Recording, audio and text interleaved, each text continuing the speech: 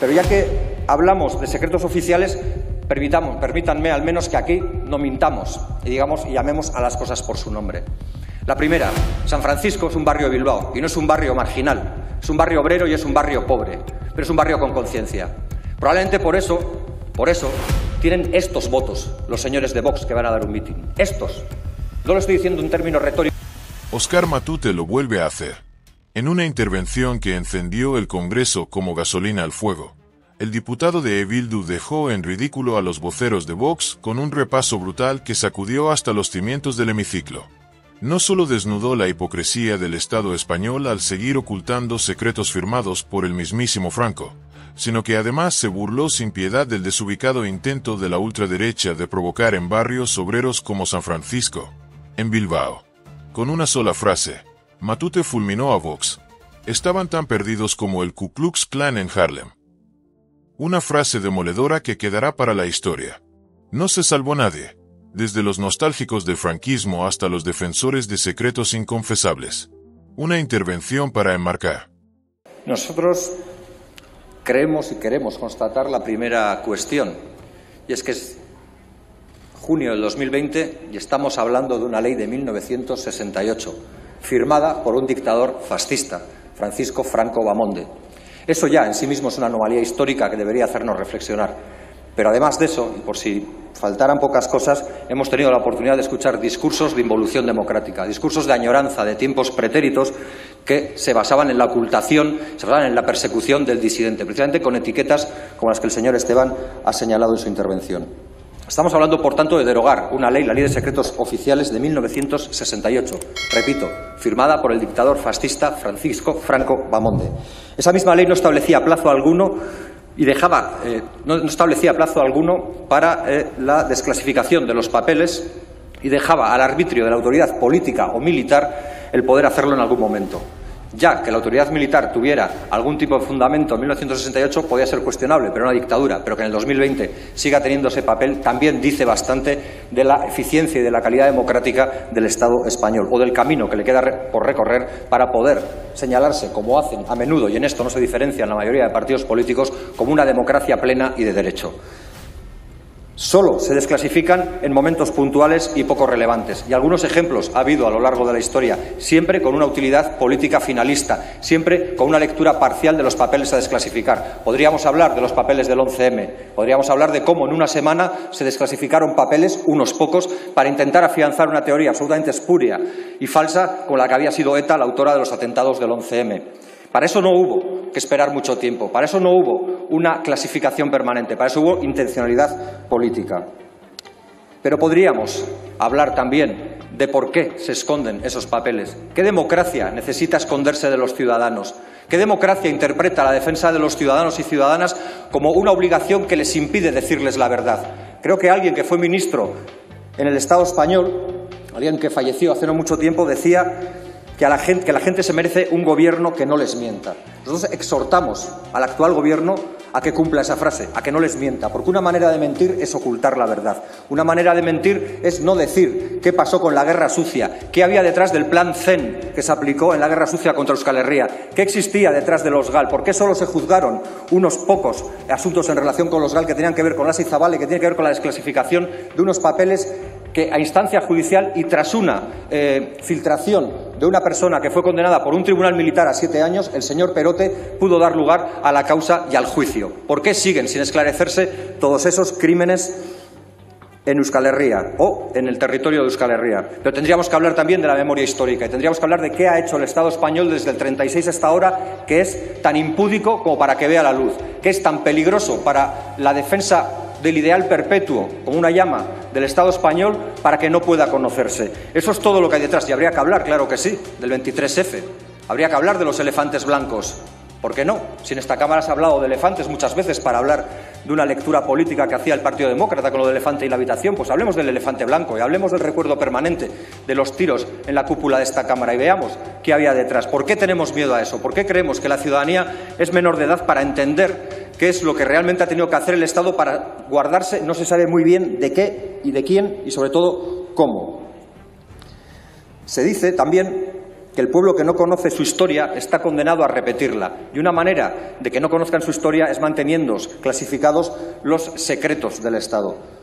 Si no se aprueba esta iniciativa del Partido Nacionalista Vasco, yo les propongo a quienes decidan no aprobarla que al menos tengan la dignidad de cambiarle la ley y que en vez de llamarle una ley de secretos oficiales, la llamen una ley de aberraciones inconfesables, porque seguramente con eso tendrá que ver el que no se pueda aprobar esta ley, o con eso tendrá que ver también que nuevamente tengamos que estar hoy aquí en esta tribuna defendiendo estas posiciones cuando ya el Partido Nacionalista Vasco, y es justo reconocerlo, lo hizo en ocasiones anteriores, cuando ya vio cómo se bloqueó esta ley durante 2 años sin argumento ni razón alguna. ¿Por qué no se puede conocer lo que el Estado español hace para defenderse de no se sabe quién y cómo? ¿Qué tienen que esconder? Termino ya con una cuestión. Si no lo hacen por los proponentes, no lo hacen por los socios sociocomunistas o rojoseparatistas, para mí es un orgullo ser calificado así, háganlo siquiera por la gente que reclama verdad, justicia y reparación. Porque para hacer un camino efectivo de verdad, justicia y reparación, y yo en esta Cámara lo he reclamado, lo he proclamado, y nosotros y nosotras, las gentes de la izquierda soberanista e independentista vasca, estamos cumpliendo, también es necesario que el Estado español cumpla. Gobierne quien gobierne.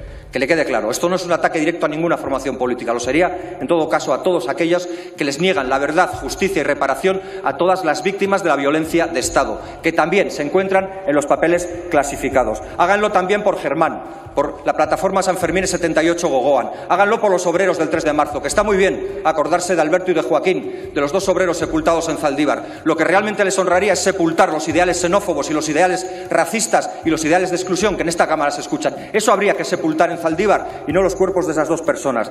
Pero termino ya con 2 cuestiones. Marx decía que la historia se repite, la primera como tragedia y la segunda como farsa. Ojalá esta vez el sabio alemán no tenga razón y por lo menos aprueben esta comisión.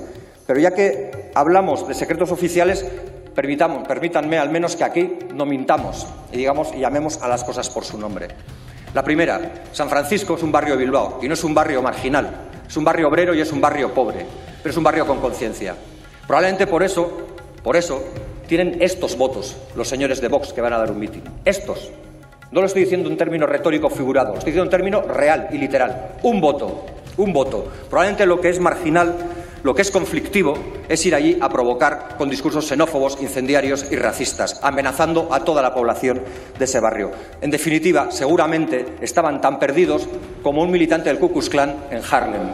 Nosotros, por actitud antifascista, ya sea en Bilbao, si termino ya sea en Bilbao. No solo que termine, sino que se atienda a la cuestión. Por favor. Va a anunciar el sentido del voto. Gracias. Creo que es bastante. Muchas gracias. Sí, pues como decía, que tanto en Bilbao, en cualquiera de sus barrios, como en Donostia, como en el conjunto de Euskal Herria y también en esta Cámara votaremos a favor porque en definitiva queremos verdad, justicia, reparación, transparencia y democracia.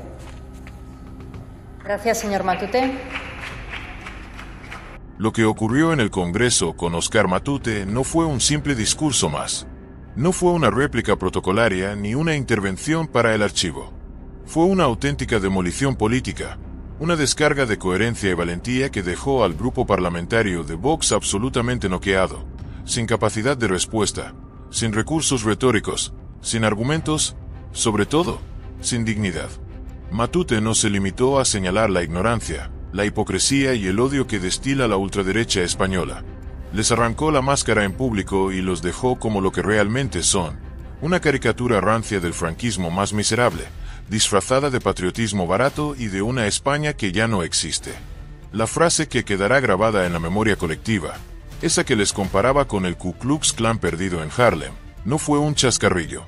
Fue una radiografía exacta del desconcierto ideológico, el delirio identitario y el absurdo político que representa Vox. Porque sí, están tan perdidos como eso.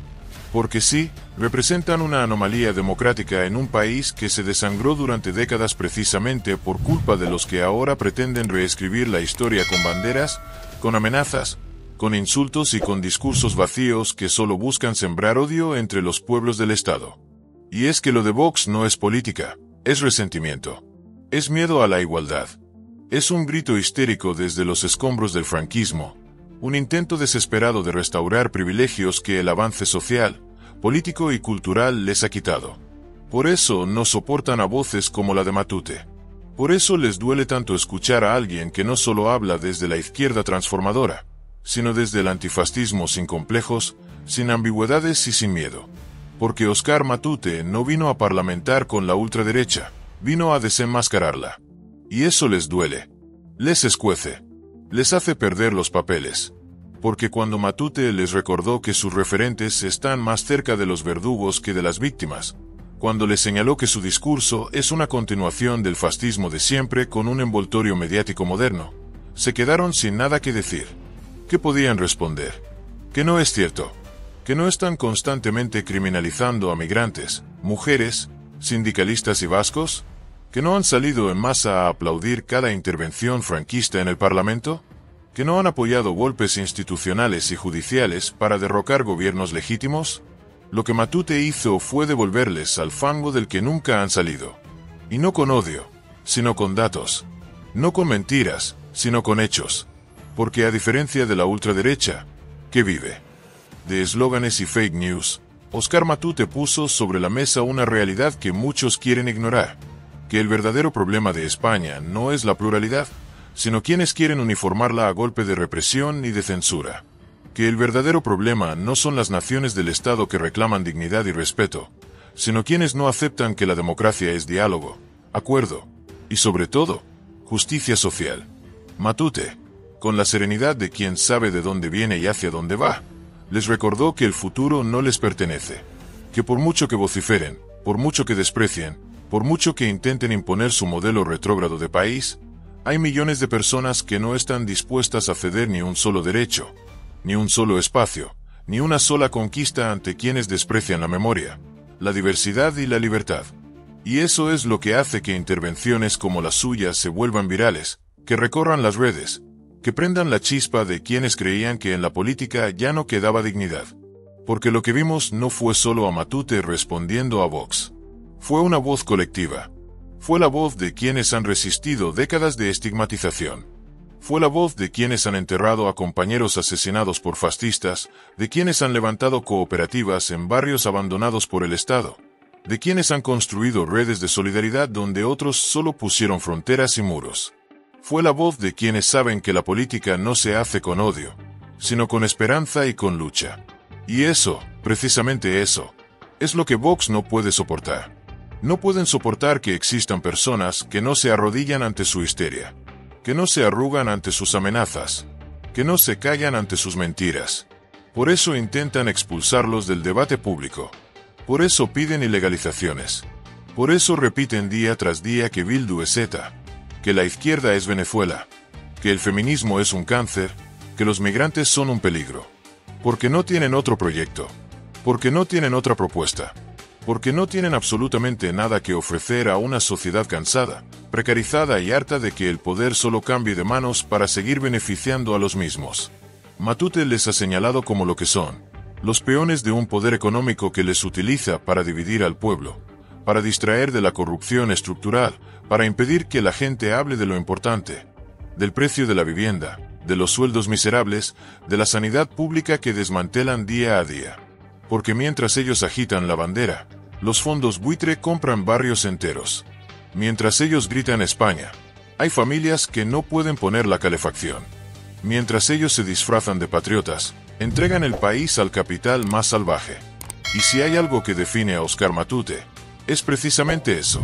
Su capacidad para romper el guión que intentan imponer los de siempre. Su voluntad de poner en el centro el conflicto real, el de clase. El de quienes tienen mucho contra quienes no tienen nada. El de quienes privatizan hospitales y escuelas frente a quienes mueren en listas de espera o en aulas masificadas. El de quienes tienen varios pisos en alquiler mientras otros duermen en la calle. Ese es el verdadero conflicto. No el que Vox inventa con titulares incendiarios, sino el que se vive todos los días en las calles de cualquier ciudad. Y por eso su intervención fue tan necesaria. Porque desmontó el teatro. Porque dejó en evidencia a quienes viven del cinismo. Porque puso la verdad sobre la mesa y no pidió permiso para hacerlo. Porque cuando alguien como Matute habla, no solo responde a Vox, habla por miles que no tienen voz en el Congreso, por quienes han sido silenciados, ignorados, humillados o criminalizados. Habla por la dignidad. Habla por la justicia. Habla por un futuro que no pase por el odio, sino por la emancipación colectiva. Así que sí, Matute no solo les pasó por encima. Les dejó desnudos ante toda España. Y lo hizo sin bajar el tono, sin pedir disculpas, sin dejarse intimidar. Porque ya está bien de callar ante el fascismo. Porque ya está bien de normalizar a quienes quieren volver a 1939. Porque ya está bien de darles micrófonos sin cuestionar lo que representan. Y si hay que seguir recordándoselo una y otra vez desde la tribuna, que así sea. Porque en este momento, callar es ser cómplice.